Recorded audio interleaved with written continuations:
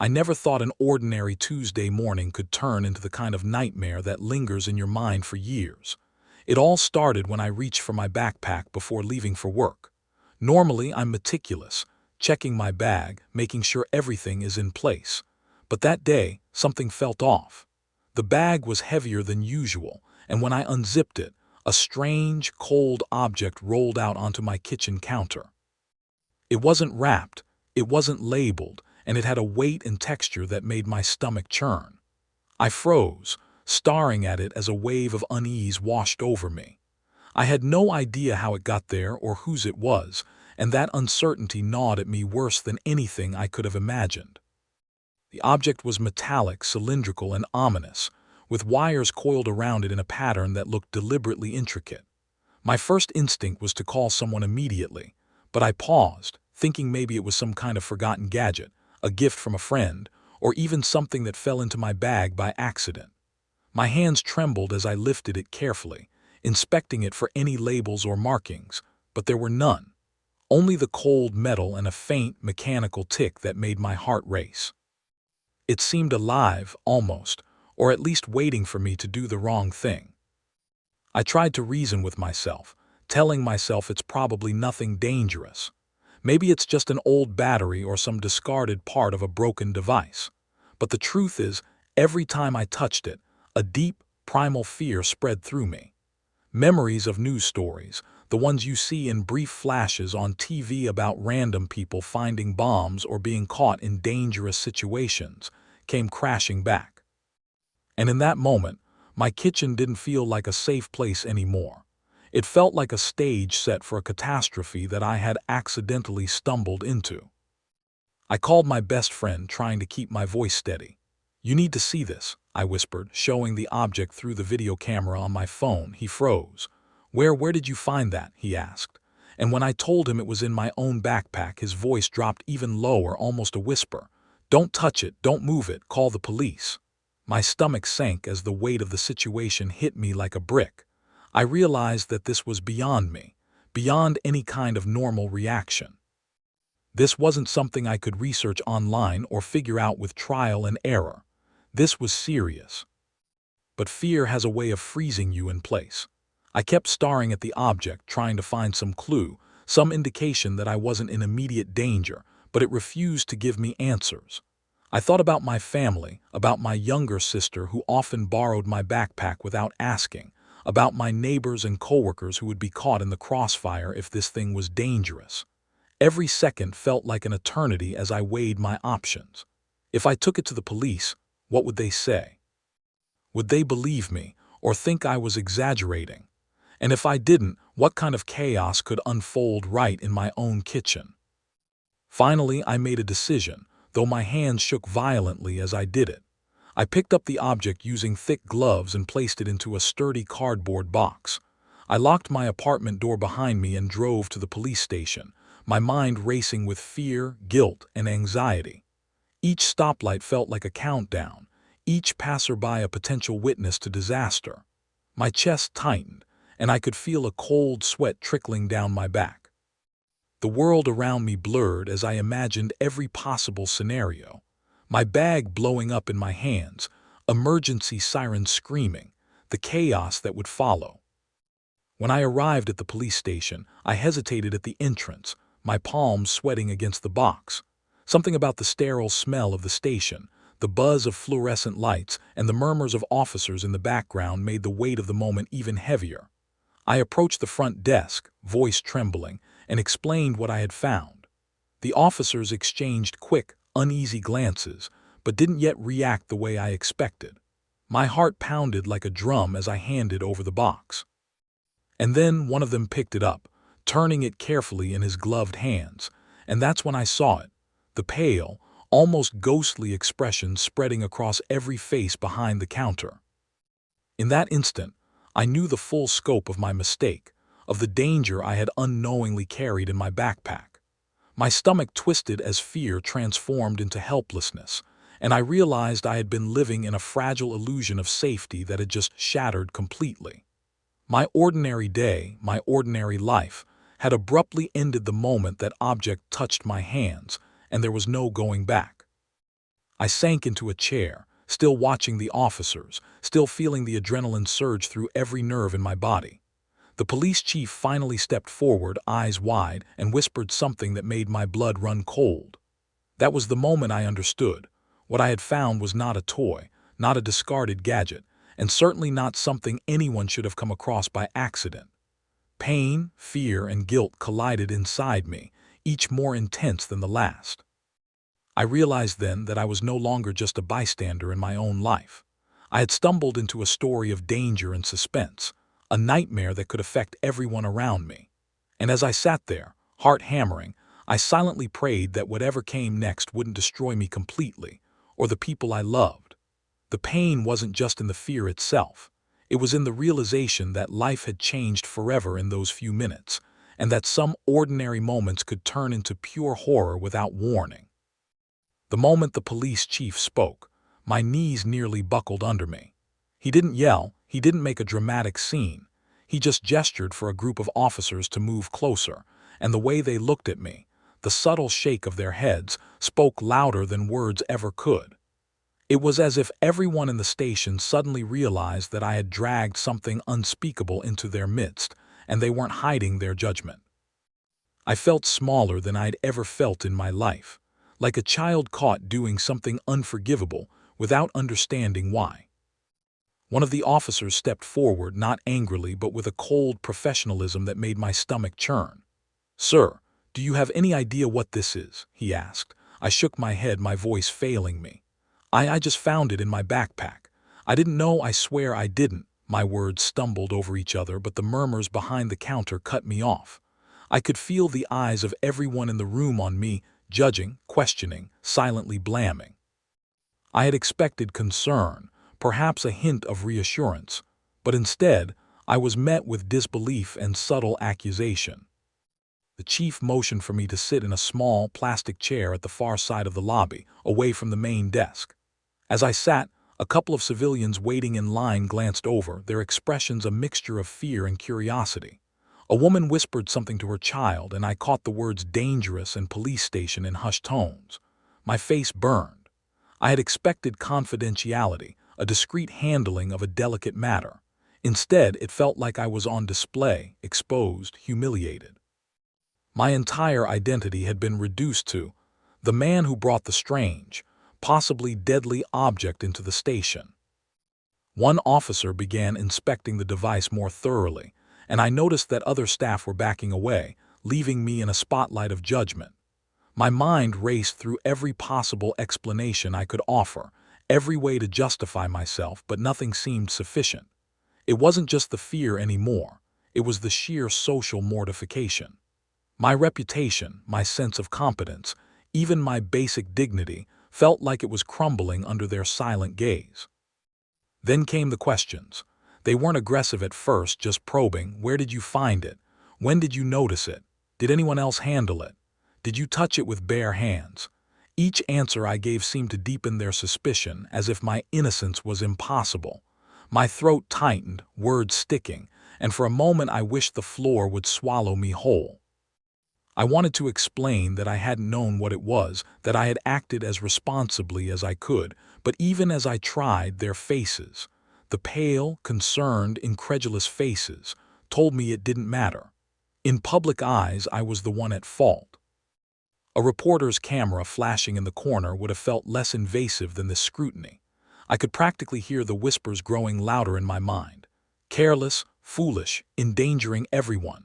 Every eye in the room seemed to magnify the weight of my actions. For a man who had never been in trouble in his life, whose identity was built on being cautious and reliable, the experience was devastating. I had walked in carrying fear, but I walked out wearing shame like a second skin. One of the officers, clearly senior, spoke in a tone that combined disbelief and frustration. "We need to know everything, every detail. Did you see anything suspicious recently? Anyone who could have planted this?" His words pierced me. I didn't just feel fear. I felt guilt for existing in a world where my actions, however innocent, had become a spectacle of suspicion. The humiliation was compounded by the fact that this was all happening in public, in a place where people trusted the authorities, and now, by extension, looked at me as a potential source of chaos. Even as the officers carefully moved the device to a containment area, I could feel the unspoken judgment lingering. I was alone in a room full of authority figures, but I felt like a circus act, a cautionary tale for anyone who might make the same mistake. I wanted to disappear, to retreat somewhere private where I could process the fear and panic without anyone else watching. But there was no escape from the public scrutiny that had become part of this moment. The more I thought about it, the more I realized that this humiliation wasn't just about me. It was about the ripple effect of my actions, the imagined danger I might have caused to officers, staff, and civilians. The possibility that, by some twist of fate, the device could have harmed someone amplified the shame into a crushing weight. I had been brave enough to do the right thing by bringing it in, but in public perception, bravery was overshadowed by recklessness. Hours passed like days. The police processed evidence, checked their equipment, made phone calls to higher authorities. And through it all, I remained in that corner, exposed, aware that every passerby and officer who glanced at me carried an impression. My chest felt tight, my mind spiraling with the thought that I would never be seen the same way again. Humiliation had a power that fear alone could never achieve. It lingered. It spoke silently. It mocked without speaking a word. By the time the officers returned, pale-faced and tense, to ask more questions, I realized that the fear I had felt when discovering the object was now mixed with a second, deeper pain: social exposure. I had faced danger, but I had also faced the judgment of everyone who saw me as a potential fool, a liability, a man who could have caused catastrophe simply by existing in the wrong place at the wrong time. I left the interrogation chair, hands trembling, and realized that this ordeal was far from over. The object in my backpack had started a chain reaction I could never have anticipated. I had survived the first wave of panic and fear, but the second wave, public humiliation, was still washing over me, leaving scars I could already feel in the pit of my stomach. And even as I was guided to wait in a separate room, I understood that what came next would test me in ways I had never imagined. After the officers had finally taken the object away, carefully placing it into a reinforced containment box, the room seemed to shrink around me.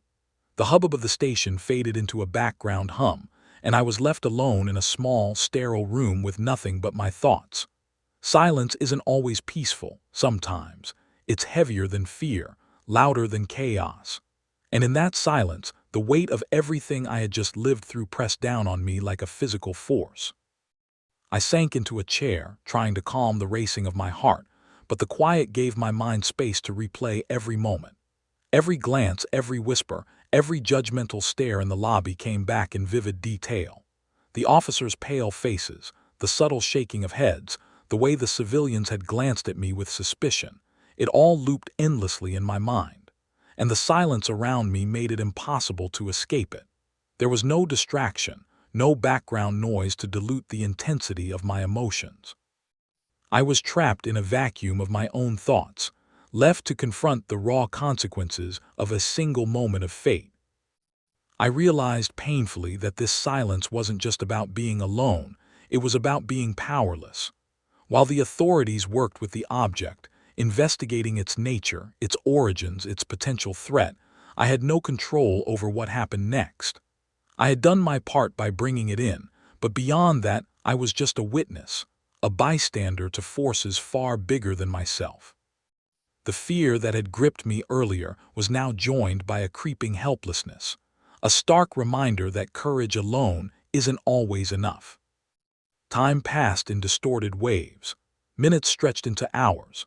I could hear the distant clicks of keyboards, the murmurs of officers in the hallway, and the occasional metallic clang of tools being used to examine the device. But inside the small room, it was as if the world had stopped. I tried to occupy myself, thinking of mundane things, replaying normal routines to maintain a semblance of reality, but my mind refused to settle. Every tick of the clock echoed like a warning. Then came another kind of silence, the silence of expectation. When the chief finally appeared, he didn't immediately speak. He walked in, hands behind his back, and regarded me without a word. I could feel the tension thickening, my stomach knotting as I waited for whatever revelation was about to come. The officers who had accompanied him stood behind, their faces taut with concern, but still, there were no words. That silence was more oppressive than the initial fear of discovering the object. It was a pause that demanded judgment, reflection, and truth. And in that pause, I felt every mistake, every misstep magnified.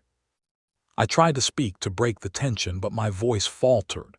Is everything okay?" I asked, the words barely audible. The chief's eyes narrowed and he gestured for me to remain seated. Then he spoke softly but firmly. "You did the right thing by bringing this here, but what you found is serious. Very serious."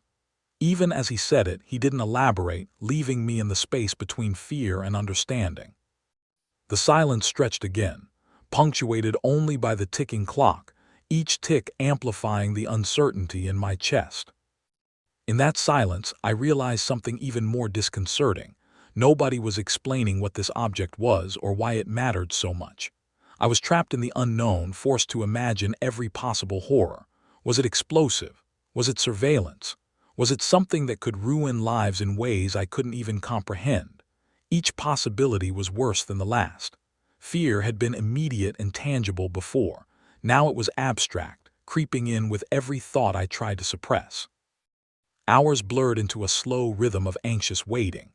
I couldn't read, I couldn't focus on my phone, I couldn't even think linearly. The silence allowed my imagination to run unchecked, painting vivid scenarios of destruction and danger. I saw myself on the news, blamed for negligence, accused of bringing harm into the world. The humiliation I had felt earlier transformed into a more insidious dread. The fear that this one moment could define me forever, that my life had been altered irreversibly. And then there was another silence, the silence of observation. I noticed the subtle shifts of the officers outside the room, their cautious glances when they thought I wasn't looking, their quiet conversations ending abruptly whenever I approached the door. Even in my isolation, I was under watch. That unspoken scrutiny made the silence feel heavier, as if I were under constant evaluation. Every movement, every blink, every intake of breath became part of a private performance I had no control over. In this prolonged silence, I began to understand the full gravity of what I had stumbled into. The object had brought fear into my life, humiliation into my identity, and now silence had trapped me in a space where time itself seemed distorted. I couldn't predict what would happen next, who I could trust, or how deep the consequences might go. The silence wasn't empty. It was loaded, thick with tension, a silent countdown toward an unknown climax. By the time the chief returned, breaking the silence with a quiet, "We need to talk about its origin," I realized that the calm, sterile room around me had become a crucible. I had survived the immediate fear and public exposure, but the real challenge, the quiet, oppressive wait for understanding, had forged a new kind of anxiety. I was no longer merely frightened or embarrassed. I was aware that my life, my choices, and even my sense of safety were now inextricably tied to this object, to this moment, and to forces beyond my control. The chief finally closed the door behind him, his expression a mask of careful neutrality, but there was an unmistakable edge in his tone that told me everything had changed. The moment he spoke, the balance of power shifted in the room. I had arrived at the police station thinking I was taking control, that by delivering the object, I was acting responsibly and asserting some sense of agency. But in that instant, it became clear that control had left my hands entirely. Every decision, every movement, every consequence now belonged to someone else. "You don't understand the severity of what you've brought in," the chief said, his voice low, measured, yet carrying the weight of authority. He motioned to a group of officers who had quietly gathered in the room, and they positioned themselves around me like sentinels. The containment box, now at the center of the room, seemed to hum with an invisible power, a reminder that I was no longer in charge. My heart thumped violently as I realized how small and powerless I had become, not through fear alone, but because the rules of the situation had been rewritten. The chief continued, explaining carefully and deliberately, the potential implications of the object. Every word he spoke emphasized the gravity, the danger, the complexity that I had no idea how to navigate. It wasn't a simple device, not something that could be explained with a few lines of technical jargon. It was connected to forces I didn't even want to imagine, legal, technological, and possibly criminal. Each revelation, delivered in precise, controlled language, reinforced the power shift. I was now merely a witness, a bystander, someone whose prior sense of agency had evaporated into thin air. As he outlined the potential threats, I felt an almost physical tightening in my chest. The officers' focus on me, their subtle glances, the way they leaned slightly forward when explaining protocols, it all communicated one thing clearly. I had entered a hierarchy I could not influence. My previous confidence, even my courage in bringing the object in, was meaningless here. I was subject to rules, procedures, and decisions far beyond my control. That realization, more than any fear or humiliation before, gripped me with cold intensity. The chief then addressed a critical point. The object was linked to a case of organized criminal activity that had been under investigation for months. Evidence suggested that it could have been intended for use in a targeted attack. My stomach dropped.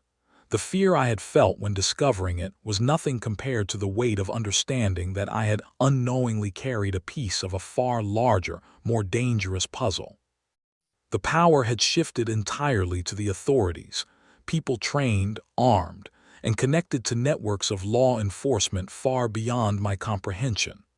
I was suddenly at their mercy, and the object in my backpack had made me a pawn in a game I didn't understand. The shift became even more pronounced when the chief explained what would happen next. I was to remain at the station for questioning, not as a suspect, but as someone whose knowledge could aid the investigation. They would examine my contacts, my movements, my life, searching for clues that might link me, inadvertently or otherwise, to a broader network. Every detail of my existence was suddenly under scrutiny. The power I had assumed by taking responsible action had been replaced with vulnerability, exposure, and dependency.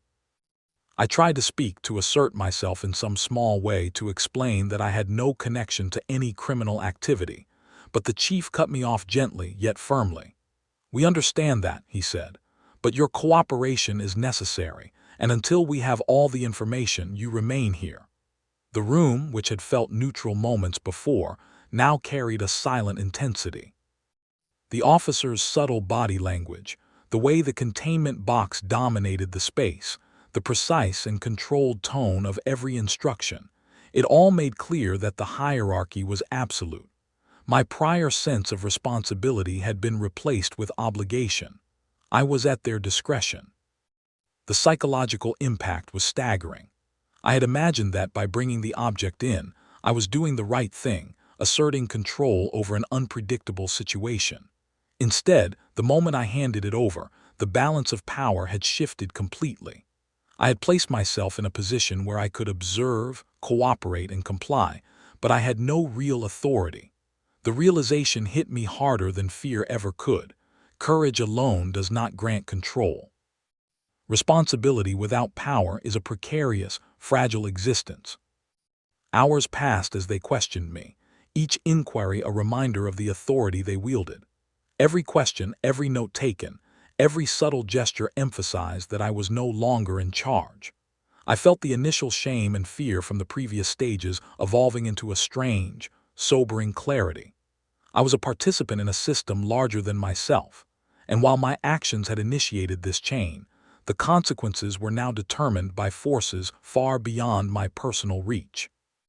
By the end of the day, as the officers began coordinating with other agencies, arranging containment, and establishing investigation protocols, I understood that the shift was permanent. The narrative had changed. My role had shifted from actor to witness, from instigator to subject, and from independent decision-maker to one entirely dependent on those with authority. The object in my backpack had not only exposed me to danger, humiliation, and fear, it had altered the very structure of my personal agency. Sitting in the observation room, watching the flurry of controlled activity around me, I felt the full weight of the shift. I was alive, unharmed but powerless. My presence mattered, but not in the way I had imagined. The balance of influence had tipped, the rules rewritten, and I realized that I would have to navigate this new reality carefully. For the first time since that morning, I understood that survival wasn't about bravery alone. It was about understanding your place in the hierarchy and learning to operate within a framework that was no longer your own. Days passed in a haze of waiting, interviews, and observation. I had become accustomed to the constant hum of the police station, the weight of silent scrutiny, and the controlled rhythm of a world that had once been mine but was now entirely orchestrated by others. Yet, just when the monotony of helplessness seemed unbearable, the first cracks of change appeared, subtle, almost imperceptible, but powerful enough to shift the narrative once again. It began with a conversation I overheard between two detectives. They were reviewing the object, comparing notes, and speaking in hushed tones that carried just enough audibility for me to catch key phrases. Planted deliberately, critical evidence. We can trace the source. My heart raced. Up until that moment, I had seen myself as a passive participant, a man caught in circumstances beyond control. But now the possibility emerged that my actions, the simple act of bringing the object in, had given law enforcement the leverage they needed to strike back at those responsible. I realized, with a mixture of fear and exhilaration, that I was no longer merely a witness. I was a catalyst. The chief called me into his office later that evening. His demeanor was calm, yet his eyes held a spark of determination I hadn't seen before. "You've done more than you know," he said. "By bringing this here, you've given us a lead we've been chasing for months. If we act carefully, we can dismantle an operation that's endangered countless lives." Suddenly, the narrative shifted again. The power I had lost when I handed over the object was now being channeled into something bigger, something that could deliver justice, and it all originated from my initial courage. I listened as the chief outlined the plan. The people behind the object had been meticulous, hiding in the shadows, confident in their anonymity. But the object had betrayed them. Its presence in my backpack, combined with the careful chain of evidence established by the authorities, created a path to their exposure. Each detail he shared painted a picture of meticulous planning, but also vulnerability. My role, once passive and fearful, was now pivotal. I felt a surge of empowerment, tempered by the awareness that any misstep could unravel the entire operation. Over the next few days, I was involved in coordinated efforts with the police. They asked for my input, my recollections, and even my presence in controlled environments to aid in surveillance and strategic planning. Every time I contributed, I felt a subtle but undeniable shift. The power dynamic was tipping. I was no longer simply at their mercy. I was part of the mechanism that could deliver justice, that could turn the tables on those who had tried to orchestrate harm. The fear, humiliation, and silence that had dominated the past week were transforming into a controlled, focused determination. The breakthrough came unexpectedly. The investigators traced the object's origin to a local criminal network, a group operating with impunity under the assumption that no ordinary citizen would ever interfere. I had unknowingly intercepted their plans, and now, through careful strategy, the authorities could act decisively. The knowledge was intoxicating. For the first time since that fateful morning, I felt a measure of control, not absolute but real. My role, my actions, my courage had shifted the balance in ways I could scarcely have imagined. The culmination of this shift was the operation itself. Police executed coordinated raids, moving swiftly, efficiently, and with precision. Every target connected to the object was identified, and the criminals were caught off guard, their operations dismantled before they could react. I watched, from a safe and controlled distance, as the people who had sought to exploit danger for personal gain were unmasked, their power broken.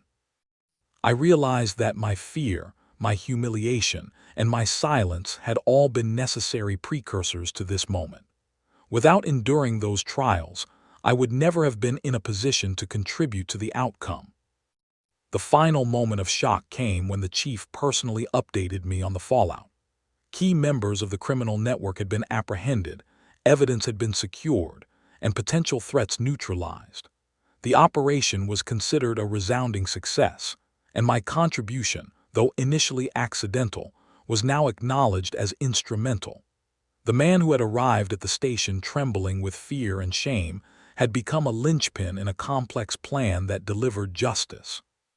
The shock wasn't just in seeing the criminals brought down. It was in realizing the extent to which ordinary courage could catalyze extraordinary outcomes. There was a strange satisfaction in witnessing the reversal. Those who had wielded hidden power to endanger lives were now powerless, their plans exposed and neutralized. The object in my backpack, once a source of panic, had become the key that unlocked accountability. I felt a mixture of relief, empowerment, and vindication. The fear that had once dominated me was replaced by a quiet, confident awareness that even ordinary actions, when taken in the face of uncertainty, could trigger profound change. I left the station that evening, the sun setting in hues of orange and red, casting long shadows across the pavement. The city felt different somehow, not because it had changed, but because I had. The helplessness, humiliation, and silence I had endured had been transformed into power, insight, and agency. I had faced danger, endured judgment, and navigated the unknown, and now I had participated in a process that restored balance. The shock of revenge wasn't violent or overt. It was the quiet, undeniable realization that the scales had tipped, and justice, in its own precise and inevitable way, had been delivered. The aftermath of the operation brought a profound sense of closure, though not in the dramatic, cinematic way one might imagine. There were no parades, no public accolades, and certainly no grand speeches. Instead, justice arrived quietly, measured, and irrevocable. The people who had sought to manipulate fear, to wield chaos for their own gain, were now exposed, accountable, and powerless. And while the law had executed its part, the real moral justice settled in a far subtler, deeply human way, through reflection, consequence, and the restoration of balance in the lives that had intersected with the danger. I returned home that evening, the weight of the past days pressing on me, but tempered now with relief and a strange sense of dignity. My apartment, once the scene of my first panic, felt different, not because it had changed, but because I had. Each object, each corner, each shadow was infused with the memory of the fear, humiliation, and silence I had endured. But alongside those memories was something else, a quiet validation that courage, no matter how small or accidental it may seem, has a power that extends beyond the immediate moment. The moral clarity of the situation was undeniable. Those who had attempted to conceal harm, who had thought they could operate unseen, had been stopped not by luck alone, but by the simple, conscientious act of an ordinary person choosing responsibility over ignorance. I realized that moral justice isn't always dramatic or instantaneous. It's often subtle, intricate, and cumulative. Each choice, each decision, each act of courage contributes to a larger framework where accountability finds its place. And in this instance, my act had been the catalyst for that framework to take effect. Even in my interactions with the police, the echoes of moral justice were evident. The chief and his team, though professional and restrained, treated me with a level of respect that was quiet but deeply meaningful. They understood the risk, the fear, and the courage it had taken to bring the object in, and their acknowledgement, though understated, reinforced the principle that doing the right thing matters, even when it's inconvenient or terrifying. The moral victory wasn't just in the apprehension of the criminals. It was in the restoration of trust, the reaffirmation of ethical responsibility, and the recognition that integrity has consequences far beyond immediate reward or recognition. As the days turned into weeks, the broader effects of the operation became apparent. Members of the criminal network faced the full weight of the law, Investigations revealed connections that would have otherwise remained hidden, and communities were subtly but significantly safer. There was no spectacle, no media frenzy, only the quiet, systemic restoration of order. And in the midst of that, I felt a deep, personal vindication. The fear and humiliation I had endured, the silence that had seemed endless, all contributed to an outcome that was just, balanced, and morally right. I often reflected on the path that had brought me here.